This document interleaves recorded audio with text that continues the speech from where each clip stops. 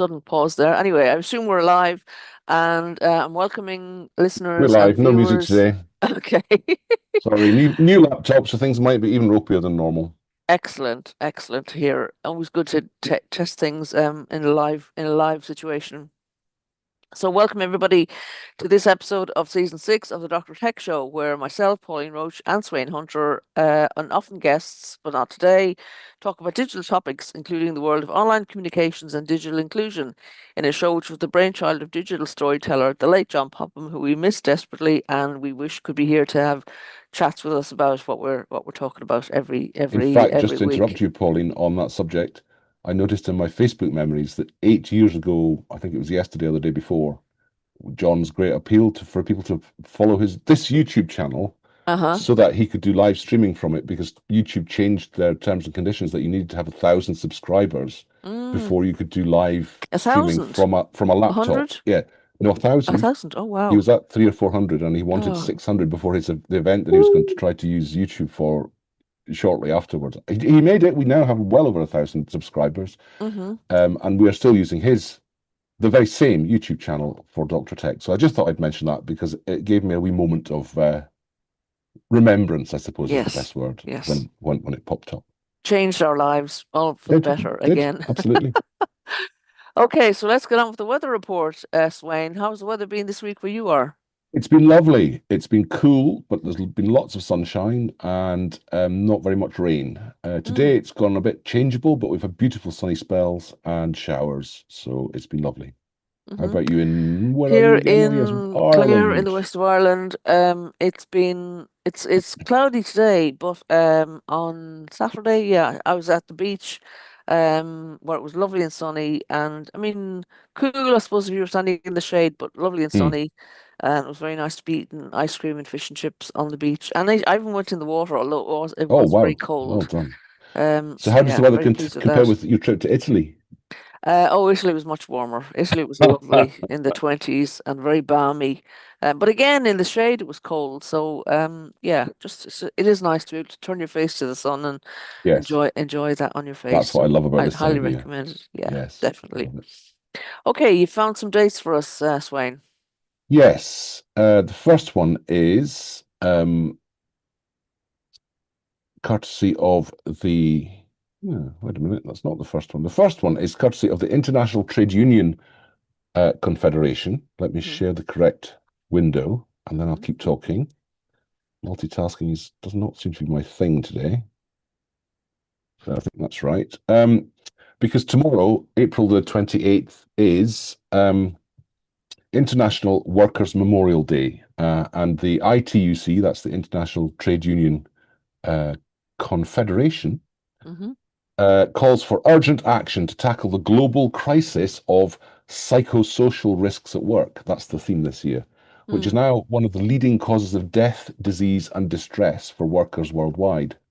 Behind the daily reality of work, millions of working people are facing relentless pressure, long hours, job insecurity, impossible targets, and toxic workplace cultures. These are not just bad jobs, they are dangerous jobs. Stress, anxiety, and burnout are now causing more harm globally than traditional workplace hazards such as chemicals or dust. And there's a new report by the ITUC which shows the scale of the crisis. It includes things like long working hours alone are responsible for 745,000 deaths globally each year. Wow. There are at least 70,000 work-related suicides annually. 12 billion days of working days are lost every year due to depression and anxiety. Burnout affects around 1 in 5 workers globally, Mm. and psychosocial risks are linked to over 10% of cases of heart disease, depression, and suicides. And the General Secretary of the ITUC says bad jobs can break anyone. When workers are pushed beyond their limits by job insecurity, excessive workload, and lack of control, the consequences can be fatal. This is not inevitable. It is a result of choices made in boardrooms and by governments. And that's by somebody called Luke Triangle or Triangle Hmm. of the ITUC. So Mm, the ITUC is calling for strong laws to prevent psychosocial risks at work, full involvement of trade unions in workplace health and safety, decent work, including secure jobs, fair pay, safe staffing levels, and manageable workloads, and recognition of mental health conditions as occupational diseases. mm, So I think that some of those things in some sectors or for some employers in the UK, and I dare say the same is true of Ireland, are being taken increasingly seriously, but it's a global problem, and mm, there are many different countries and many different attitudes to this sort of thing.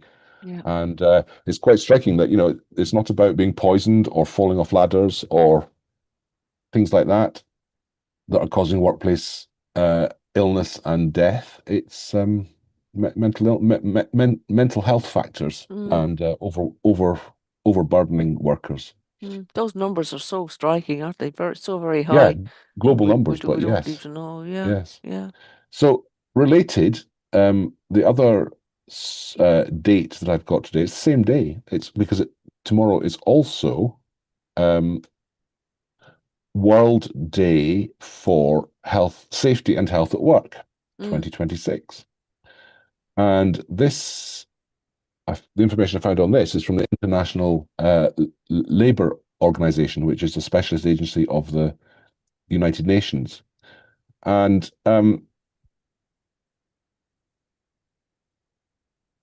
what they're uh, calling for is also to do with the same topic. It's psychosocial working environments, and they're trying to encourage employers to create healthy psychosocial working environments. There's a mm, short video for 2 minutes, which I will now play. mm. Thank you. Hey, how's work? How often do you get Oh, asked that always question? play videos with You might be sound, though. surprised to learn Always looking how for many where people sound are not is. well. Close to 900,000 people die every Uh, year due to heart attacks and Maybe mental I won't play this disorders video. related to their Let me try this.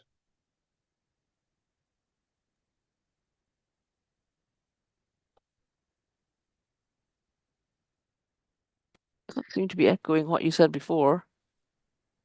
Can you hear that? Yeah, I could hear it fine. Oh, I can't hear it. I'll just play it then. Okay, yeah. It's stopped now, though. No, it's not. to heart Oh, attacks yeah, and it's going mental again. disorders related to their work. This is not because of physical accidents at work like falls from height. This is because of Okay, pressures at it's work. It's because of an echoing imbalance now. between the effort you put Sweyn, in it's and playing what twice. you put in and what you see in return. Every year, Okay, we that's are fine. losing nearly 45 million years of healthy life because of how work is managed. Workers can become less engaged, they quit, and both workplaces and the economy are worse off as a result. Whether you are working in construction or behind a desk, if you are in a tiny business or a multinational, this concerns you. The question is, why is this happening to us at work? Is it that our skills do not match our jobs? Is it that our manager is just not clear or fair? Is there too much for us to do and not enough time and resources? Is it not possible to raise a family and keep my job? Let's break it down. We need to first look at the nature of the job itself. What is it that you do, and what kind of pressure does your job bring? Second, do you have control over your tasks and clarity on your role? And third, does your workplace have practices and policies in place to support you? For example, do you have a work contract? How many hours do you spend working and where? Do you have opportunities to grow? Are you protected in cases of discrimination or harassment? So you see, it's not only about what you can do better or differently, it's about the whole setup at work and whether it is designed to protect your well-being. To find out more, take a look at our latest ILO report on the psychosocial working environment. Mm. Always great to see a video about those kind of things. Yes, yes. I couldn't hear that a word of that, but I have no idea. Okay. But as long as you could, that's all that Yeah, I matters. could, yeah.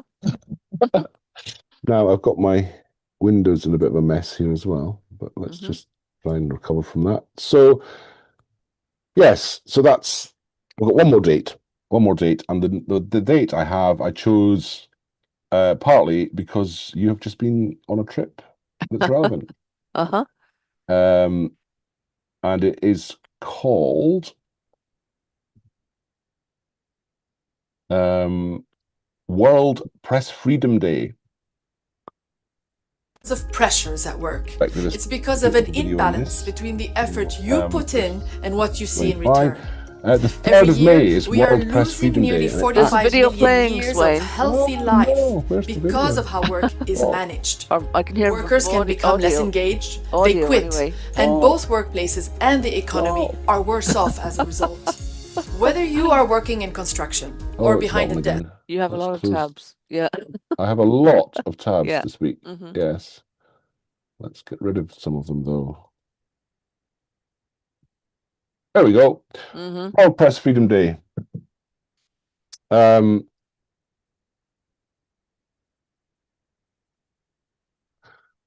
Acts as a reminder to governments of the need to respect their commitment to press freedom, and is also a day of reflection among media professionals about issues of press freedom and professional ethics.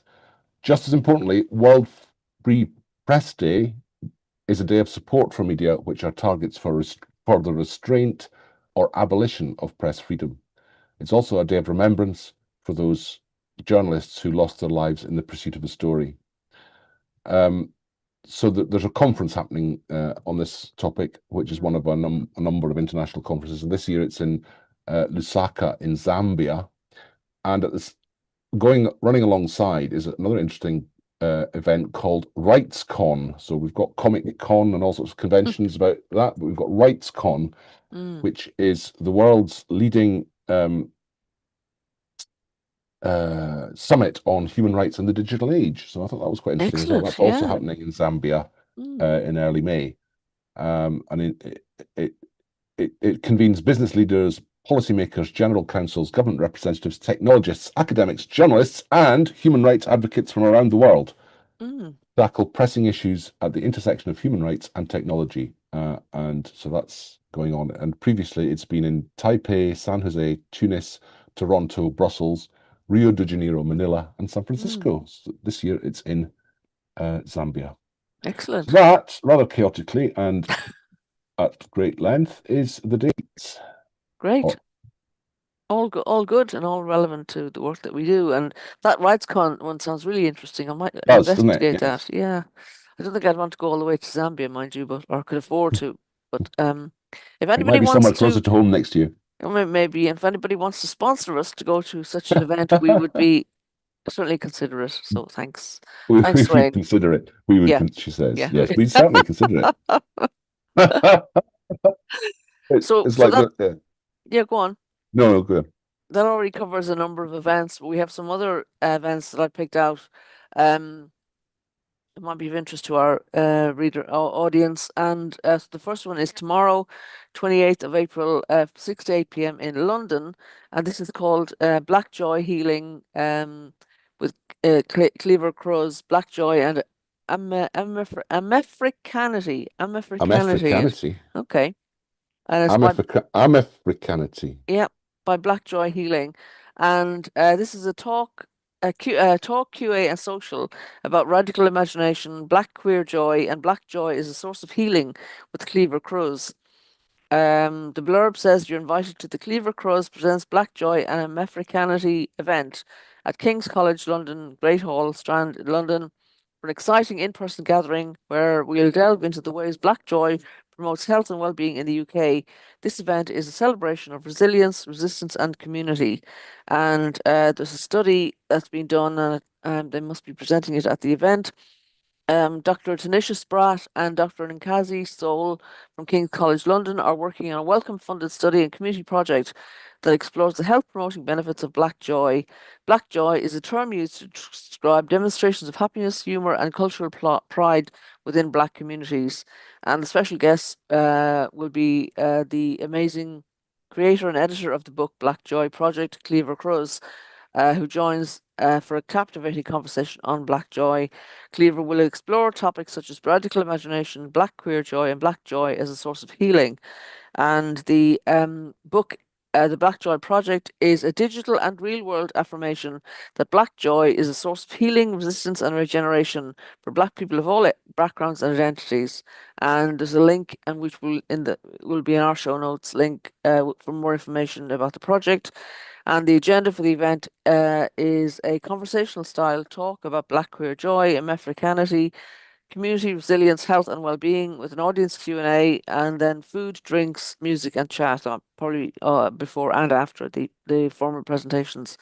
So if you're interested in that, there'll be a link in our show notes to sign up for that, and we'd love to hear if anybody goes to that and wants to come back and tell us about it. We especially like it because it's digital and real world affirmation, so it's something for everybody, hopefully, who can access that. Our next event is in Edinburgh on Thursday, the 30th of April, from 6 to 7:30 p.m. And the title of this one is Storytelling in the Age of AI, and it's an in-person event by the Royal Society of Edinburgh. And the blurb says, "Are artificial intelligence tools impacting our ability to learn and express ourselves? Join us for an open conversation on how artificial intelligence is changing the way we read, write, learn, and translate." Our panel brings together speakers with different backgrounds and viewpoints to explore the practical, ethical, and creative sides of using AI in cultural and educational settings. Together, we look at some great questions. How do humans and AI work alongside each other? Are we co-creators, careful adopters, or skeptics? And where might AI tools lead us next? And it says the event is suitable for anyone interested in knowing anyone interested in how AI is shaping our grasp on a language and language and translation today. Discussion style event features a 10 to 15-minute talk from each panel speaker, followed by time for an audience Q&A. And a note for audiences is that this panel may cover topics some attendees find distressing, including descriptions of violence, persecution, and trauma in the context of the Holocaust. Attendees are free to step out at any point and return when ready. So a good health warning there, but it sounds like an interesting event that people might like to attend. And also on Thursday, there is an event called Digital Social Club, and this one's in Wales. So we've covered at least three of the four nations in the UK, Sweyn, I'm pleased to say, with our events this time. And this is from 6 to 10:30 p.m. on Thursday by Digital Social Club. And the invitation is to spend time with fellow digital enthusiasts for a chilled evening of networking and collaboration in the centre of Wrexham. North Wales finally gets a proper digital night out, it says. Digital Social Club is a regular informal evening for anyone working in digital across North Wales, Chester, and the borders. Web designers, developers, digital marketers, brand strategists, videographers, AI consultants, social media managers, e-commerce specialists, UX researchers, copywriters. If your work touches digital, you belong here. The blurb says the bigger cities have had thriving digital meetups for years. North Wales has not. Hundreds of businesses across the region spend their digital budget outside it. Agencies in London, freelancers they have never met, not because the talent here is lacking, but because it is invisible. Digital Social Club changes that. And again, if anybody from Digital Social Club wants to come on this program and talk about what they're doing, we'd love to hear from you. That's amazing. That's really good. I like that a lot. Yeah. There must be lots of areas of the UK and other countries where that's true. And yeah, it's a bit like all the tech meetups that those of us around the periphery of the nation look on in envy, and then joined in briefly during COVID, and now they've all gone back to being in person again. Yeah. I can understand why if it's a local event, but no, I really like that one. I really liked the look of that one. Yeah, that was great. And our last event that we picked up is on Friday this week, the 1st of May. I can't 1st of May already. I can't believe that. Anyway, this is a discussion forum called Learning in Exile When Schooling Doesn't Mean Learning, and it's by the Wiener Library. And I can't remember where exactly. You might be able to pick out where this is happening in Sweyn. But the blurb says, to mark the exhibition Learning in Exile, we will host a discussion on the Rohingya community forcibly displaced from Myanmar. To mark the exhibition Learning in Exile, we will host a discussion on the Rohingya community forcibly displaced from Myanmar and now living in Bangladesh. More than 1 million people currently live in Kutub Palong, the largest refugee camp in the world, within just 13 square kilometers, an area roughly the size of Heathrow Airport.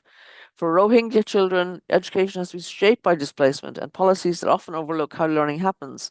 Since the 2016 exodus, many have been taught using the Myanmar curriculum in Burmese, a language most do not understand, resulting in significant learning loss. At the heart of this issue is language.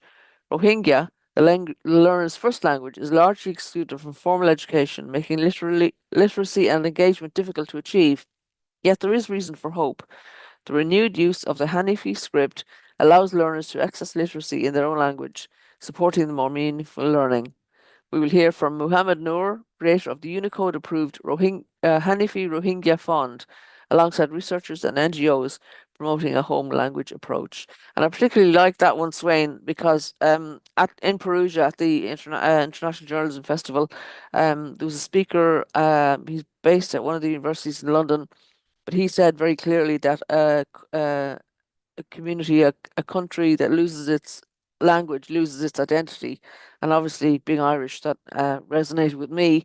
But this one sounded similar as well. That just because people have been displaced from their country doesn't mean they should be separated from their language as well.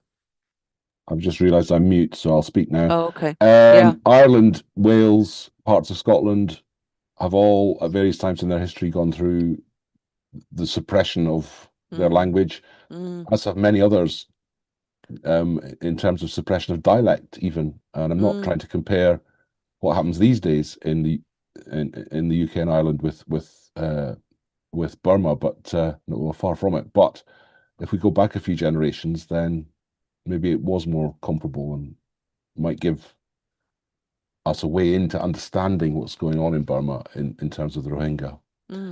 Yeah. Yeah. But it's at the Viner Holocaust Library is in London. Oh, okay. Great. So yes. Accessible to people in the UK. So yeah.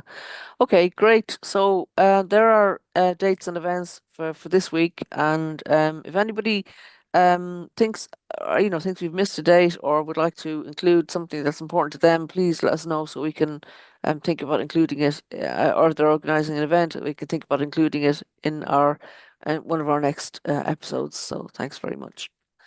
Okay, moving on, we will go to our stories for this week, and one that we talked about in the last episode, we're revisiting because there were some vignettes that I thought were important that we can hopefully show today. And the title of the story is "Digital Inclusion in an Unequal World: an Emancipatory Manifesto." From the what's the name of the organization, Sweyn? The ICT4D Collective. which is I the imagine it means Information and Communications Technology for Digital. development or for development. Development, possibly. I think so. Yes, development. Yeah. Yes, that's more likely. Yeah. Digitally empowering poor people and marginalized communities is their strapline. Yeah. So this is a book for all those who wanted to ensure that the world's poorest and most marginalized people and communities can benefit from the use of digital technologies rather than be further marginalized and enslaved through them. So we mentioned the story in the last, as I say, in the last episode, but there were a couple of vignettes that I thought were important to include. And I don't know if you're on that page yet, Sweyn, on the screen. Oh, you are. Yeah, great. So the first one was from Ken Banks, who's somebody I know through some work I did with Yachty some years ago when he was working there. And this is Memories of Innovation for the Most Marginalized. Ken Banks is a social innovator, author and technologist known for developing tools that empower grassroots change. And I really liked learning about Ken's work when I heard about it, because he founded Quangen.net and created Frontline SMS, which helped communities worldwide to communicate when they didn't have other means of communication using SMS. And I think maybe that's still got legs that could run again. Ken's work bridges technology development and impact, earning global recognition for supporting social entrepreneurs, local leaders, and underrepresented voices through practical, human-centered solutions. And then Fernanda Skur is a digital. Her piece is digital tech and the unbanked, the COVID pandemic in Brazil. Fernanda is a multi-stakeholder partnership strategist aimed at purposeful engagement and effective collaborative action that drives systemic or structural change for positive social and environmental impact. And Fernanda holds a PhD in systems thinking for ethical collaboration and has experience in interaction design, project development, concept and process design, complex network analysis, and user experience in Brazil. I don't know whether And we can. Oh, maybe we can we play one of those Sweyn from the. we'll not play Fernanda because she's in Portuguese. Okay, Maybe we could maybe go back to the first Ken one. It's Banks. quite Yeah, Ken Banks. I'll just go way back up to. There's quite a lot of these vignettes. yeah. I'm going to come back to this page later and have a listen. Mm. Quite a lot of them, as you can see them going going upwards towards Ken And there we are. Banks. There he is. Yes. Now, Okay. if you can just say when I start to play this whether the audio is coming through for you, because it may I'll or say may that. not come through Yeah. for me. Memories of Yes. innovation for the most marginalised. Kuanja.net was born out of my belief that small, locally led organisations invested in the problem they are trying to solve are often best placed to solve them. However, few in the official development sector seem to be giving them the chance. In the 1990s and 2000s, I became increasingly frustrated by how global development often overlooked grassroots efforts. Experts were in the West, and everyone in the South was a recipient of their shiny, donor-led innovations. Indigenous knowledge was often ignored, despite what ICT4D experts said on Twitter and at development conferences. By 2003, I'd already seen what mobile technologies could bring, and I decided to commit my energy to making sure that grassroots organisations were not left behind. I was determined not to be distracted by shiny new things, and wasn't interested in what was or wasn't innovation. I was just interested in things that worked. I believed strongly that we needed to strip away complexity and give people tools they could easily use and own on their own terms. That's what led to Frontline SMS, one of the first truly offline grassroots communication tools enabling NGOs, activists and concerned citizens anywhere to connect and mobilise without needing the internet. I worked for 15 years trying to give a voice to and support the work of grassroots organisations through digital tech, but my frustration in a wider development system that didn't seem to want to do what they knew was best for those they were meant to serve eventually forced me to step away. Innovation was being driven more by donors than by the needs of communities. Vast amounts of money were being spent hiring mobile and innovation experts, and I grew tired of the contrast between what ICT4D projects said they were doing and what was actually happening on the ground, which wasn't much in many cases. I no longer wanted to be associated with a sector that was badly letting down those it was there to serve. I still cared deeply about impact, about justice and equity, but I needed to find a new way to contribute. Stepping away wasn't easy, but it was the right thing to do. Great So there to we hear. are. I hope you enjoyed that because I couldn't Yes, hear it. I did actually. Yeah, Also, I've just yeah, noticed it's available in video, which we could have played, but never mind. that's okay. Yeah, I think Ken is a very inspiring person. He's published a book on purposeful working, which I can recommend as well because I've read that too. Yeah, very cares deeply as we do about the world and trying to make a difference. So yeah, great stuff. Okie doke. We'll move on to a story that you picked up from LinkedIn. And I don't know if do you know Martina Johnson Gray? No, I don't. Okay. I don't quite know how this came into my feed, but I noticed it and I thought it was quite interesting because Yeah. it's a real life example Mm. of digital exclusion. She says that she spent over 30 minutes on hold to her dad's local authority trying to get a garden waste permit. Mm. All during the holding period, the message repeated, "You can do this online." Well, a confused 83-year-old with poor health can't. The added complication is that it's a different authority to mine. In other words, Martina is saying that she lives in a different local authority area. Mm-hmm. I tried to do it with my account, but because of a different address, it wouldn't let me. Customer service agent was perfectly pleasant. However, when it came time for payment, I was put through to an automated system, which required me to key in my card details. The permit is ordered, and my dad will now see me on another mission. Will now set me on another mission, having succeeded in that one, no doubt. For this whole transaction, I needed a smartphone, a debit card, Wi-Fi or data, more than basic skills, and a lot of patience. Sometimes we need reminders about why digital inclusion is so important. And there she is with her dad and a lovely dog. Yeah, So I yeah. just thought that was quite an interesting one, just to remind us that these things are still not, there's still lots of work to do to meet the gap between what organizations, often councils or other government organizations, are offering and what it's reasonable to expect people, individuals of all ages and abilities, what it's reasonable to ask them to actually do to access those services. Maybe we can have somebody on from a UX perspective who can explain to us why they think it's okay to set up systems like this, because we all know that it doesn't work for lots of people, even people with kind of higher level digital skills. I don't always want to talk to a machine. I want to talk to a person. I want to feel understood and supported. Yeah, so yeah, it's a neat reminders are good. Okay, the next story is another one that you picked up from LinkedIn, Sweyn, from our friend at More Collective, Irene McIntosh. It's Irene. And this is divergence about AI, and she says it's perception. The biggest divergence is perception. And so I'll just read an excerpt from it. We've increasingly heard about the different ways frontline staff, parents, and professionals are using Copilot every day in a myriad of ways and with little concern. Simultaneously, she says, in our work with youth workers, we're hearing that staff are concerned about Snapchat's AI, the LLM within Snapchat.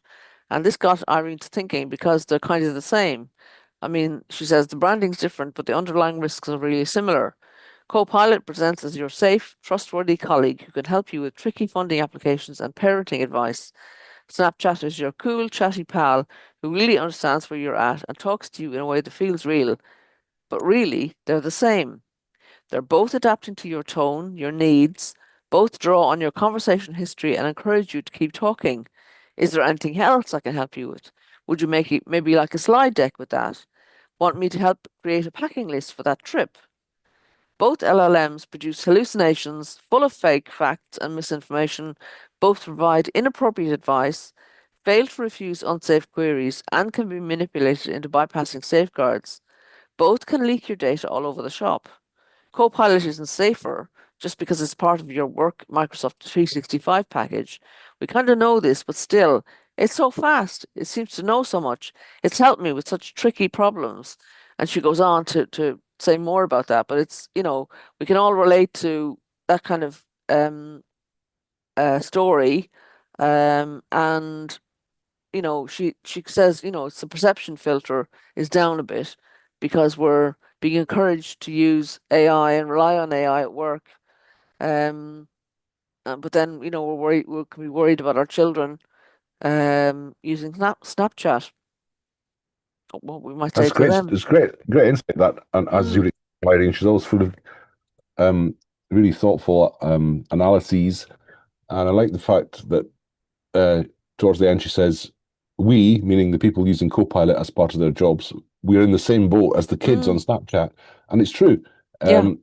It really is true. And it's really interesting way to think about the whole subject. Yeah, I mean, it does. I have been, my concerns about public sector people just being, I hate to say the word forced, but certainly encouraged, strongly encouraged to use Copilot as a tool, without maybe enough digital literacy to be able to decide what's uh what what's can be accepted and what might need to be Yeah. questioned. I'm treading carefully here, Sweyn, because we both know that that people have different situations to deal with, but yeah, I would just encourage people, as we always do, to be skeptical, to use their discretion, to always continually ask questions about why they're doing things the way they are and what tools they're using. Okay, we're moving on to our friends again at Clear Community Web, who often appear on the show. We're very always delighted to have Casper and his colleagues on the show, and this is something they've launched, the Community Cyber Shield. The article from LinkedIn says, since last summer, we have really been working to boost awareness in the community about various aspects of online safety and being protected from both harm and fraud. We've been supported by our digital ambassador, Joshua Russell, who is not only passionate about this subject, but really supports us to understand the subject through the lens of different generations. The culmination of one of his projects is the Community Cyber Shield, a newsletter crammed full of practical advice, reviews, and resources to help our community feel safer online and be more aware to look out for the people we are close to. And the article does say more, but it's that's the basic content. That was one you picked up, Sweyn. Is there anything else you want more to say about that?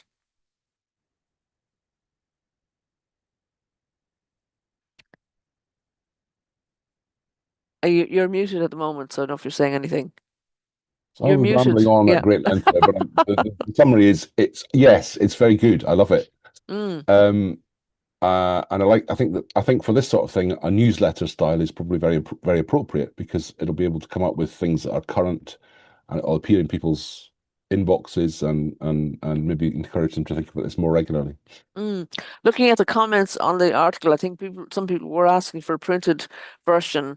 So at the moment, I think it's only available online, but they are looking for funding to make it printed. And I think it's the Okay. kind of thing that could last longer, have a longer shelf life than some of the more regular newsletters. So I suppose given the likely audience, printed might be a good yeah, thing, right enough. yeah, Yes. absolutely. Yes. Okay, and another one that you picked up, and this is The I Guardian, don't know what I've been and up to this week. I seem to have picked up more stories than ever before. always good. Too much time on my hands, obviously. When you're not on buses. That's Yes, another exactly. story. And ferries and other forms of transport. Oh, We have to do dear. a story on your on transport at a new stage in your life. Anyway, this article says the headline is, "I feel like I'm losing her. The family's torn apart by old relatives going far right," and it's by Simon Osborne in The Guardian. And I just picked out bits of it. Not There are plenty of stories in the article itself, so it's worth a read. But the text, the kind of advisory text, says that while so much research and concern has focused on radicalization in young people, particularly young men, less is understood about the effects of a fragmenting political and media landscape on increasingly online boomers, the generation now aged from about 60 to 80. Oh, steady on. Eh? Did you say 60? I'm only reading what's in the story, Okay, Sweyn. carry on. Sorry, I interrupted. No adverse comments intended. Um, it says polls have long indicated that on average we get more conservative as we age, and the generation gap shows signs of growing. YouGov polling in the 2024 general election showed the traditional fall off in the Labour share of the vote with rising age was steeper than in previous elections, dropping from 45% for those aged in the late 20s to 20% in those aged 70 or older. Meanwhile, recent analysis of US and UK survey and polling data by the Financial Times shows that whereas the cohorts now aged over 46 are on traditional rightward political trajectories, millennials, those now aged 29 to 45, appear to be resisting it after 2 decades of economic turmoil. The journalist says he wrote to dozens of people about the painful, spoke to dozens of people about the painful fault lines opening up in their families where these rightward shifts are becoming more marked. They painted a picture of alienation. Sorry, I've missed. Oh, yeah, driven by misinformation. And he goes on to say later in the article, in 2025, the industry regulator Ofcom found that Britons aged over 65 now spend a record 3 hours and 20 minutes a day online. At the same time, the moderation of networks such as X and Facebook has become more relaxed, potentially bringing traditionally fringe messaging into aging hands. Ofcom's survey found for 75% of social media users over 65, Facebook is their main social media app. For a third, it's the only such platform they use. So, Yeah, I thought this was worrying. really interesting. Mm, Again, it's kind of related to what Irene McIntosh was saying about risks of AI. It's not just the kids, is the summary. Now, of course, if people want to find information that's true, that encourages them to have less left wing or more right wing views, then there's nothing wrong with that. The problem comes where there's lots of misinformation that's deliberately paid for and put in front of people, which misleads them and leads them to opinions and views that are based on lies, to put it bluntly. Now, it's not always clear or easy to distinguish between what's true and what's a lie online, but that's kind of the point of the article. mm, We're all alert to the risks posed, particularly to young men, by influencers from the so-called manosphere and all of that sort of thing. But we've got to remember that it's not just young people who are susceptible to this sort of thing. It's older people too, and that's what I thought this article summarized really well. yeah, yeah. I mean, the article does, as I said, contain lots of stories about individuals which we haven't gone into, but it's worth reading to to see what's happening with people Yeah. and whether people might have opinions on that. Okay, we have another story from our friends at Clear Community Web, and this is from another LinkedIn connection. And how this story is about how technology is increasingly used to control, harass, or intimidate people. And Clear Community Web says, as part of our community resilience and online safety program, we recently facilitated a training and awareness event at Croydon Central Library, exploring how technology is increasingly used to control, harass, or intimidate people. Whether this is tracking partners via mobile phones, surveillance through webcams and other devices, coercive behaviors, and cyberbullying is an increasingly prevalent subject. The statistics are stark, with 13% of women experiencing online abuse see it progress to the real world, and a staggering, 13% of women experiencing online abuse see it progress to the real world, and a staggering 46% of people under the age of 30 report being tracked by a partner without Wow. their consent. Now that's huge, isn't it? Under Wow. the age of 30. I mean, bad that it's Yeah. happening, but how do even people find out about how to do this? That's worrying too. Knowing what to do to be safer online and be aware of where they're at risk is crucial. And so, Community Web were joined for this training by the Met Cyber Protect team and Bromley and Croydon Women's Aid as part of their VCS training program to understand the extent of the problem and what technical measures can be put in place. They also explored tools from the Cyber Helpline as well as the fantastic Culpa app. I haven't heard of that one before Haven't heard that, no. to support the gathering of evidence and submitting.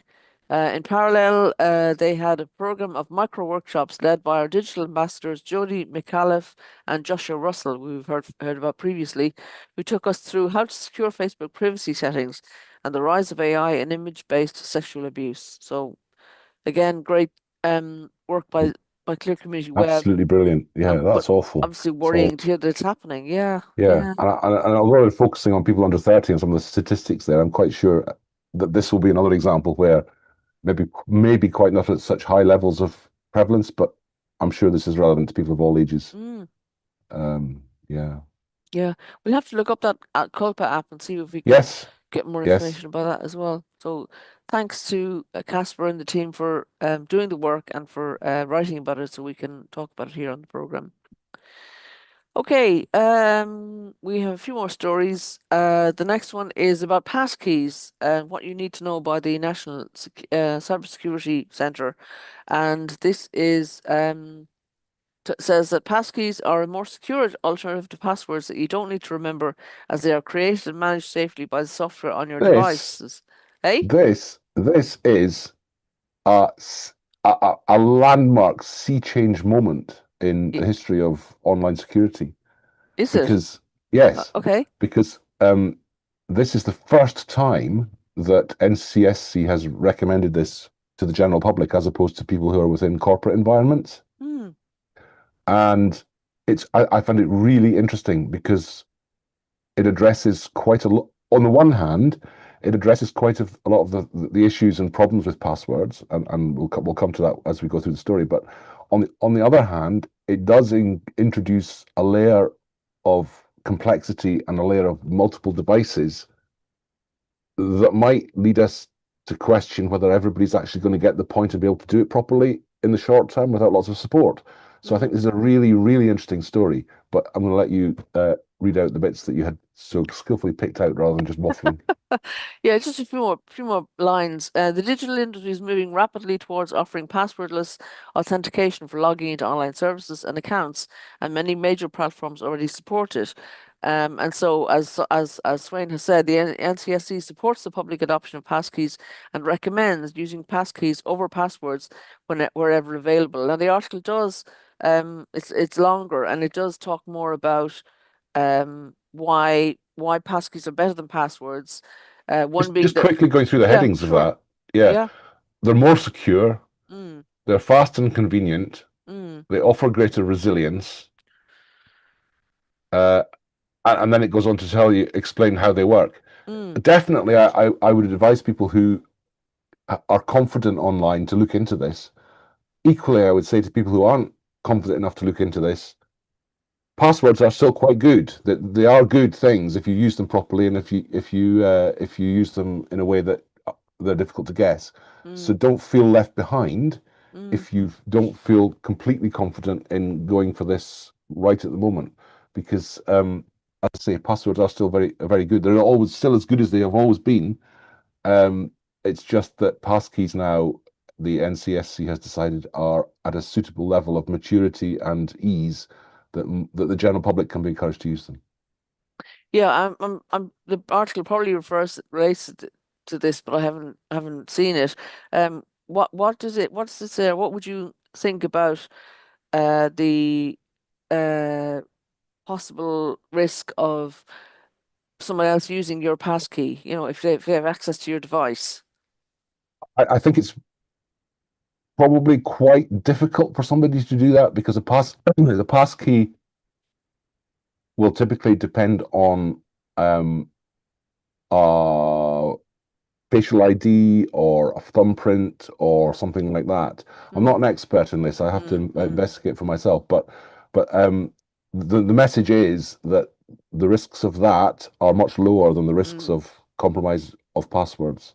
I mean, Okay. nothing's risk-free, but No. because of the way that the authentication on what is typically your phone works, um, it's not easy to masquerade as somebody else. Yeah. Yeah. Good. Okay. And again, if anyone has views on that or wants to share and to come on and talk about it, we'd love to hear from you. Or if anyone's got an experience they want to share about that we'd like to hear your story. So please do get in touch with us. Okay, we're moving on to a story from Erasmus Plus, and this was on Facebook. But before we do that, when I was in where was I? In my mum's house, I think, last week, I heard the great news that the UK is officially rejoining the Erasmus Yes. student exchange program in Hooray! 2027. I'm absolutely thrilled for all those young people who might have moved out, might have not been able to take advantage of that situation. This will enable student, staff, and youth mobility with the EU after leaving in 2020. And the deal will allow UK learners to study in Europe and vice versa without high extra fees. And apparently, the British Council will play a key role in the programme's administration. So it's formally rejoining Erasmus on the 1st of January next year. So great news to hear, and includes student exchanges for study exchanges for students, staff training, and mobility for youth workers and sports professionals. And the UK is going to be investing roughly 570 million pounds in the programme, with the goal to renew educational ties and create opportunities for up to 100,000 participants in the first year. So I'm sure lots of organisations are thrilled about that, as we are. A very welcome move. My laptop's having a slight meltdown here, so I'm not being able to show you the story, but that is just great news. I'm not going to express my opinions of why and how the UK left Erasmus in the first place, because it's a family show. Draw your own conclusions. But anyway, yeah, it's just we're glad that when people get more included. But the story, I can't show the next one if it's Facebook as well, either, because for some reason Facebook has collapsed. Oh, okay. So, well, the story from Erasmus was about that digital education comes with plenty of assumptions, saying that many of them still hold back meaningful progress, and it says situations like overestimating students' digital abilities or underestimating the support teachers need can create a gap when it comes to implementing digital education in classrooms, schools, and systems across Europe. So the article goes on to review the most common myths together. So we will include that in our show notes, and Yep. you can read it yourself and see what you think. Okay, moving on to a piece from the Electronic Frontier Foundation, and this is about creating an online environment that respects everyone's human rights. We're going to play a short audio piece, but it's basically in the newest Speaking Freely from the foundation. Attorney Lizzie O'Shea discusses her belief that giving people of all ages more control over restricting access to and use of their personal information is the basis for creating an online environment that respects everyone's human rights. Are you able to play that one, Sweyn? I believe so, although I don't seem to have it on my list, but I found it, I think. Okay. Let's see what happens when I do this. Yes, I can share that, I think. Let's share it first, and then I can play it, hopefully.